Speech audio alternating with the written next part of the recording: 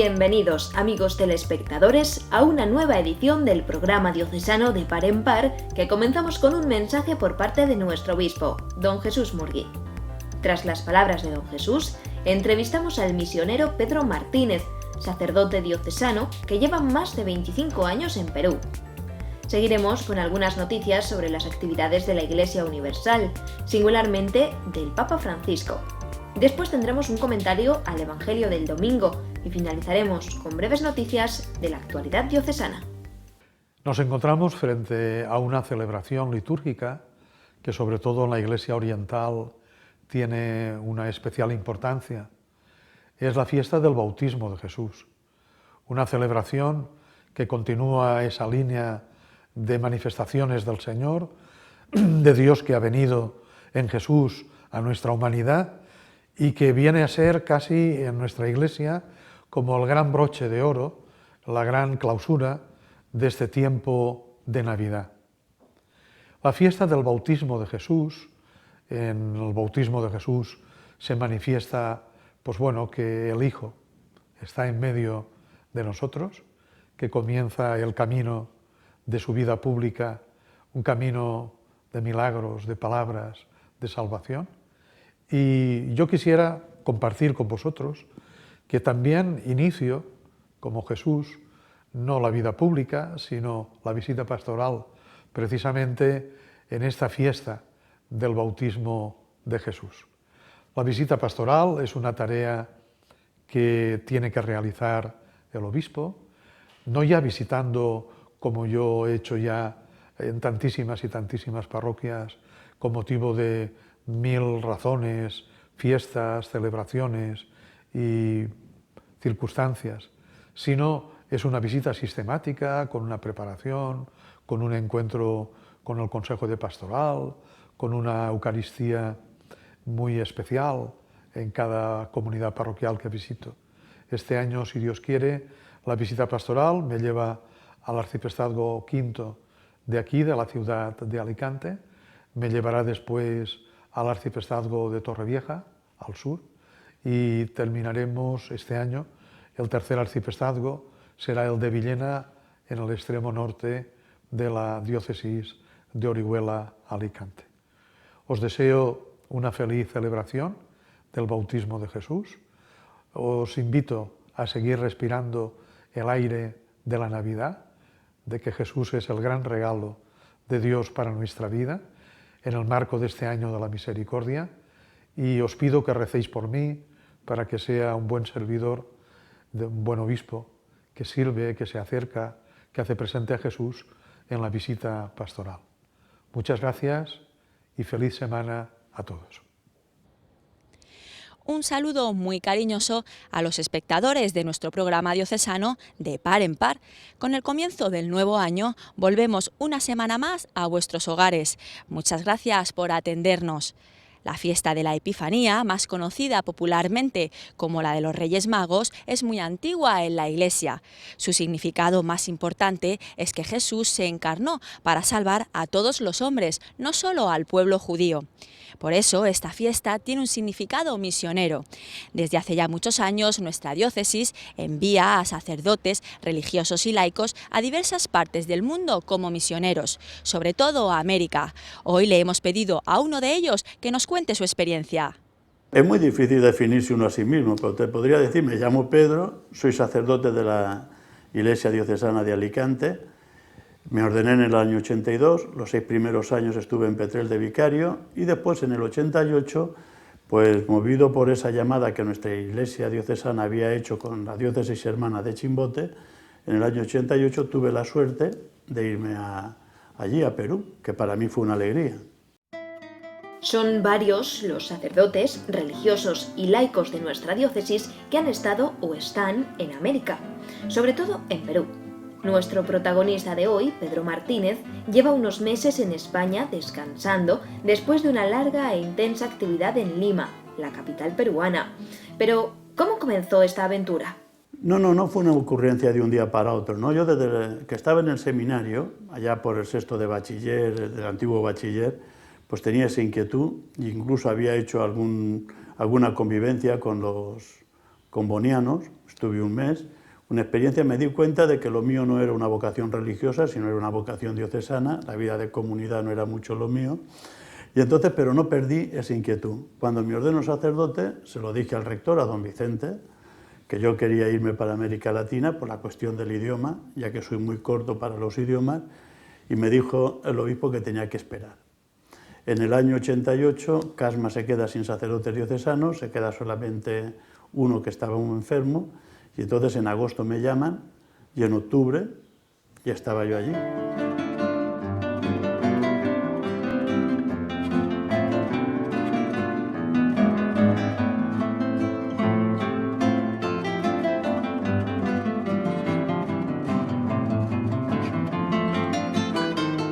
Pues mire, el destino primero para mí supuso un choque, pero al mismo tiempo me supuso también saber aprender a escuchar mucho a la gente, ¿no? Cuando llego a Casma me encuentro de que las dos personas que había allí, españoles que estaban allí, se tienen que venir. El padre Joaquín también tiene que venirse para acá, Joaquín Ibáñez, porque estaba enfermo. Me dejan solo, yo no comprendía muchas cosas y tenía que estar con la gente. Entonces, pues bueno, era cuestión de escuchar y de ver. Tras una pausa por enfermedad, Pedro vuelve al Perú, pero en esta ocasión a Lima. Allí, junto a su trabajo pastoral, iniciará una gran labor de promoción social. Cuando llegamos a Lima nos dan la parroquia del Buen Pastor. La parroquia de Buen Pastor estaba en la zona roja de Lima, de tal forma que a partir de las 8 de la noche no podíamos hacer reuniones porque estaba pedida la comisaría que está al lado de la parroquia por el terrorismo. Y enfrente teníamos vivía la alcaldesa también de Los Olivos, del distrito de Los Olivos. Entonces teníamos prohibido que después de las 8 hacer reuniones. Incluso muchas veces noches iba la luz. Tuvimos que comprar para la parroquia un generador para tener... Bien, y todo eso pues fue creando también una dependencia muy grande allí, porque en aquellas circunstancias estar con los jóvenes era muy bonito. Recuerdo una anécdota que a mí me llamó mucho la atención, y es en una de las capillas de Buen Pastor, un día entró el MRTA y estaban los jóvenes de confirmación. Los de RMTA entran con la cara tapada, etc. Cuando yo me entero voy corriendo, pero ya se habían ido, y les pregunté a los jóvenes qué ha pasado. Y el coordinador de los catequistas dijo, no, vinieron, nos dieron un mitin, nos han entregado el libro rojo de Mao, que es el libro rojo que quería, y cuando ellos terminaron, yo hablé con ellos y les entregué nuestro libro rojo, que era la Biblia, y se marcharon. O sea que ahí demuestra la calidad de esos jóvenes, del compromiso que ellos tenían y cómo vivían ese encuentro con una paz.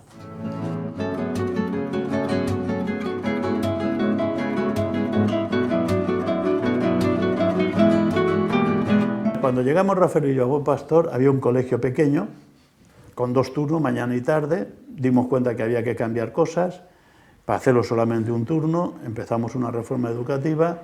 Vimos también que la gente, los jóvenes no tenían dónde estudiar, porque había unas carencias muy grandes. Entonces creamos un instituto, el Instituto Buen Pastor, de enseñanza media, contabilidad, administración, secretariado, informática, que eran las carreras que entonces se empujaba.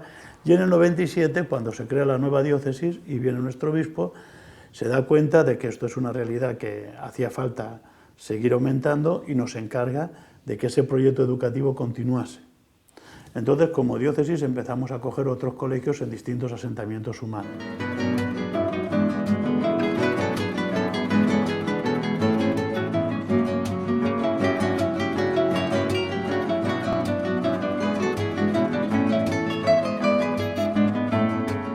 Cogemos también un centro de formación profesional para jóvenes que no tenían estudios, que pudieran aprender metalmecánica, carpintería, electricidad, etc. Y ahí empezó la tarea educativa.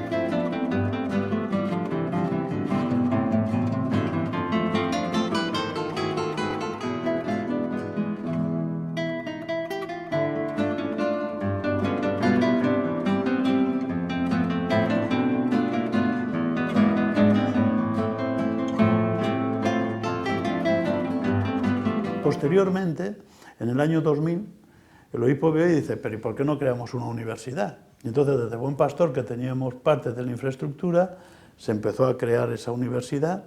Esa universidad empieza a funcionar en el 2002, ya de una forma como pre-universidad, es decir, no tenía todavía el título, el funcionamiento total, y fue gracias también a la colaboración de otro sacerdote de Alicante, Joaquín Martínez Val, que tenía todas las condiciones para ser rector, y de una forma muy generosa se ofreció y empezó a colaborar con nosotros.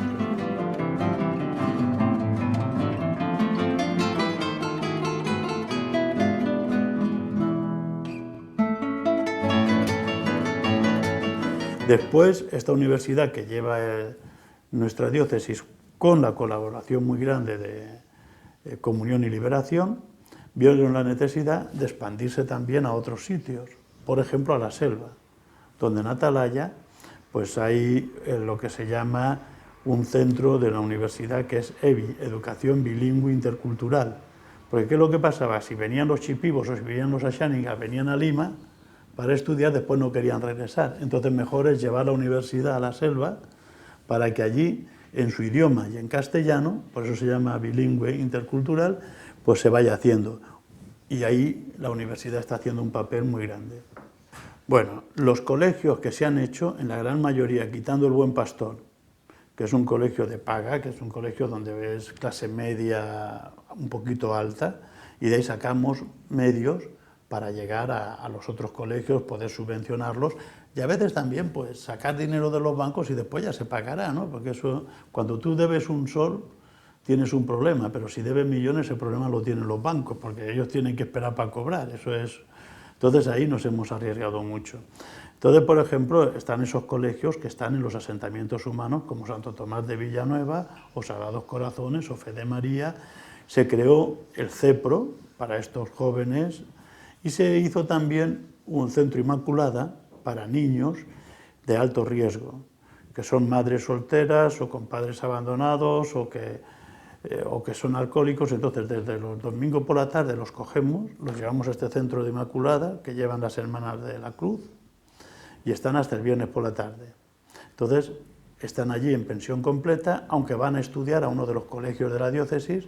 ¿Y por qué los llevamos a casa sábado y domingo para que estén con sus padres? Para no quitarlos de la realidad familiar, para que se vayan integrando también, para que no pierdan sus raíces. El otro gran frente de Pedro es la parroquia del Buen Pastor, en Lima. Como podremos oír, una realidad de práctica religiosa bastante diferente a la de nuestras parroquias españolas. Bueno, después estamos en la parroquia Buen Pastor, que yo estuve hasta el año desde el 92, enero del 92, hasta el 2014, que me vine por razones un poco de salud. Es una parroquia que tendrá actualmente más de 45.000 y algo de personas, 45, 50, es muy difícil calcular porque... Ahora, es una parroquia donde, por ejemplo, la gente participa muchísimo. Allí la vida parroquial tiene una vida muy fuerte. Los catequistas son los que llevan la parroquia. Prácticamente podríamos decir que un buen sacerdote es aquel que deja trabajar y no interrumpe mucho el trabajo de la gente.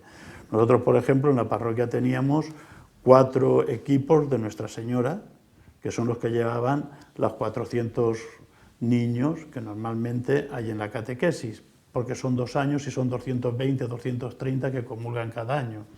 Después había un grupo de jóvenes, de unos 60 jóvenes catequistas, con alguna persona mayor, para los 400 y pico jóvenes de confirmación, también son 200 y pico que se confirman. Tienes el equipo de prebautismal o prematrimonial, porque bautismos al año son 890 el último año que tuvimos, matrimonios 180, es decir, que como verás es una cosa bastante grande. Pero hemos de decir algo. A la hora de la misa, tú vas y ves las iglesias llenas y con gente joven. Lo difícil sería verlas llenas y con gente madura, porque allí la edad es más joven. Aquí tenemos la pirámide truncada, allí todavía no. Allí los catequistas son la fuerza viva de la parroquia. De tal forma que un sacerdote, si no se rodea de gente colaboradora, es imposible que pueda llegar. Yo, por ejemplo, te puedo decir que confirmaba. No, yo llevábamos al obispo a confirmar, aunque allí confirmábamos todo, gracias a los catequistas. Pues yo no podía conocer a los 400 o a los 200.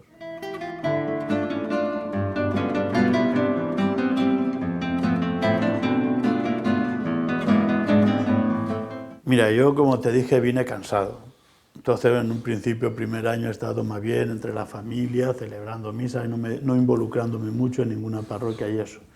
Lo que sí veo aquí en España son dos cosas. Una es la indiferencia de la gente ante el fenómeno religioso, que eso es un cáncer. Yo prefiero que me ataquen a que sea indiferente, porque la indiferencia mata, por un lado. Por otro lado, en las parroquias, claro, acostumbrado de una parroquia donde tú tienes que huir de la gente, aquí que tú tienes que ver cómo puedes llegar a la gente, pues había que plantearnos muchas cosas. Por ejemplo, yo me planteo, tengo sobrinos, me planteo cómo la Iglesia puede llegar a ellos, si llevan un ritmo de vida muy diferente a lo que llevamos, es decir, nos tendríamos que plantear muchas cosas, ¿no? Entonces, no sé, aquí veo la Iglesia un poquito más apagada, ¿no? Por decirlo de alguna forma, ¿no? Bueno, yo quiero volver a Perú, tengo el visto bueno de nuestro obispo de aquí, que nunca se ha opuesto. Yo lo único que le pedí al obispo de allá era que ya no podía llevar el ritmo de vida al colegio y eso, dedicarme a otra cosa nueva, me ha dicho que también. Entonces yo esperaría hasta abril, mayo, y por esas fechas, que es cuando empieza allí el nuevo curso, pues regresar allí, porque ahora estamos de vacaciones. Ahora han terminado las clases y enero, febrero y marzo es como aquí si dijéramos julio, agosto, septiembre. Entonces en abril, mayo, quizá antes de Semana Santa, ya vemos por esas fechas, yo quiero regresar allí, porque vuelvo a repetir, estoy muy a gusto aquí, pero me cuesta entrar en la vida diocesana, ¿no? Me reúno con compañeros, pero le doy gracias a Dios de haber estado aquí estos 2 años, ¿no? Porque había perdido mucho la conexión con compañeros que ya ni conocía, y ahora pues el verte con ellos también ha sido algo bonito para mí.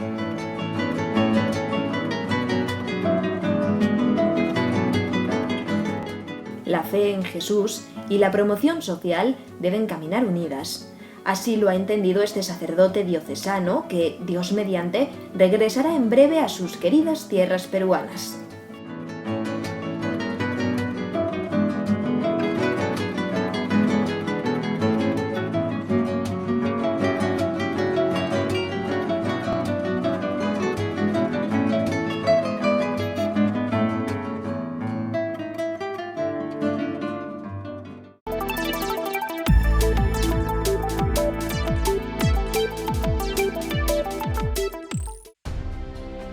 La mayor parte de los habitantes del planeta se declaran creyentes. Esto debería provocar un diálogo entre las religiones. No debemos dejar de orar por él y colaborar con quienes piensan distinto. Confío en Buda. Creo en Dios. Creo en Jesucristo. Creo en Dios, Alá. Muchos piensan distinto, sienten distinto, buscan a Dios o encuentran a Dios de diversa manera.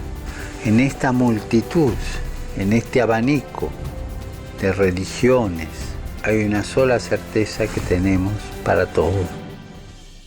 Todos somos hijos de Dios. Creo en el amor. Creo en el amor. Creo en el amor. Creo en el amor. Confío en vos para difundir mi petición de este mes. Que el diálogo sincero entre hombres y mujeres de diversas religiones conlleve frutos de paz y justicia. Confío en tu oración.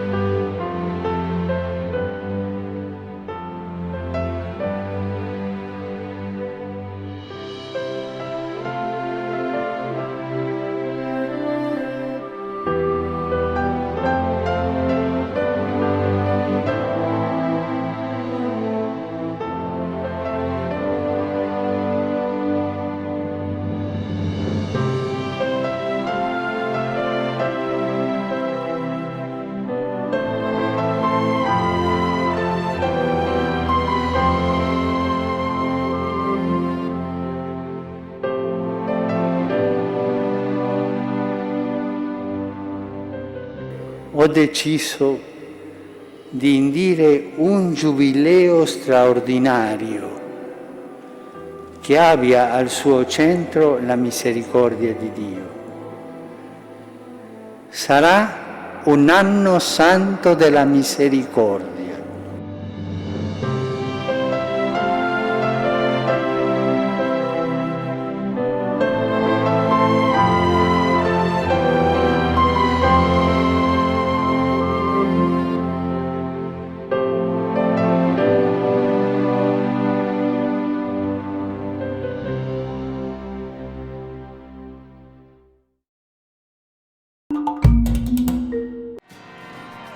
El año nuevo acaba de empezar, pero la mesa de trabajo del Papa Francisco ya está llena de planes y de proyectos.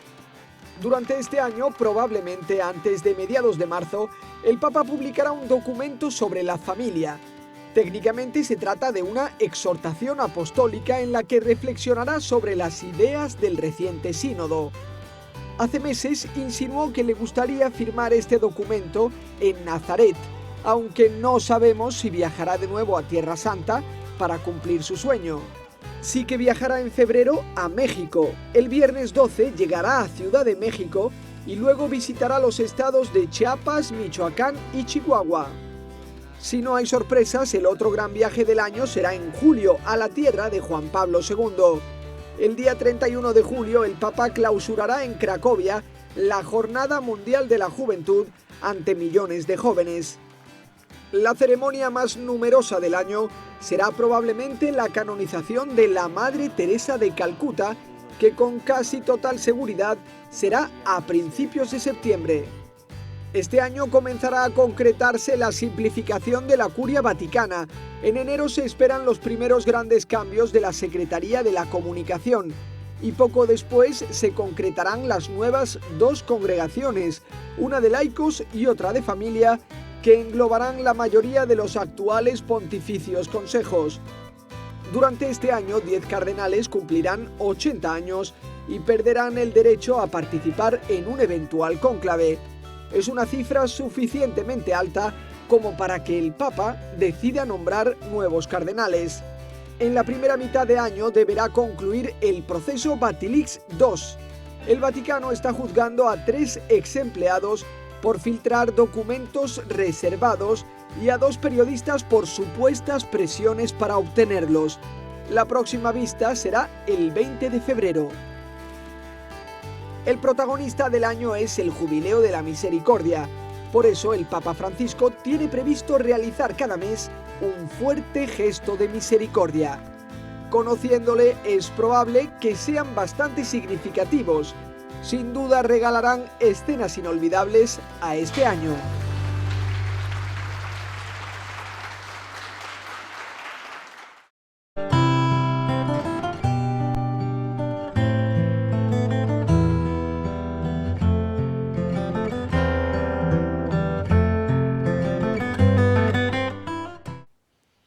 Celebramos hoy la fiesta del bautismo del Señor, la última de las fiestas del tiempo de Navidad. Jesús se pone en la fila de los pecadores y es bautizado por Juan. ¿Qué significado tiene esta fiesta para nosotros? Nos invita sin duda a recordar el día de nuestro bautismo. Quizá solo lo hemos visto en fotografías, pero su efecto queda. Somos cristianos por la gracia de Dios y de las aguas bautismales que recibimos. Hoy es un buen día para dar gracias a Dios por el don de su Espíritu, ese mismo Espíritu que descendió aquel día en el Jordán sobre la carne de Jesús, ese mismo Espíritu del resucitado, se ha derramado sobre cada uno de nosotros y nos ha hecho hijos de Dios, familia de Dios, Iglesia de Jesús. Quizá debemos dar gracias a Dios no tanto por lo que nosotros somos capaces de hacer, sino por la gracia de Dios que actúa en nosotros, la gracia del bautismo. Llega el momento de cerrar nuestro programa por hoy y lo hacemos como es habitual con alguna noticia breve de lo que acontece en nuestra diócesis. Hoy escucharemos cómo resuenan aún los villancicos de la Navidad. Muchas gracias a todos por seguirnos y por vuestra atención y ya sabéis que si Dios quiere volveremos a estar con vosotros dentro de 7 días. Hasta entonces.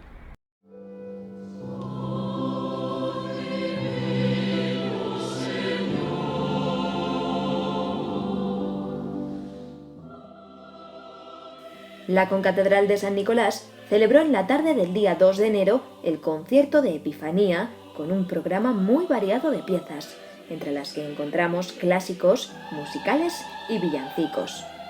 El Orfeón Cantabile, a quien ya conocemos de otras actuaciones anteriores, fue el protagonista de este concierto navideño, y como es habitual en esta agrupación, bajo la dirección de Carlos Catalá. Despedimos, pues, nuestro programa de hoy con algunos fragmentos de este concierto de Epifanía.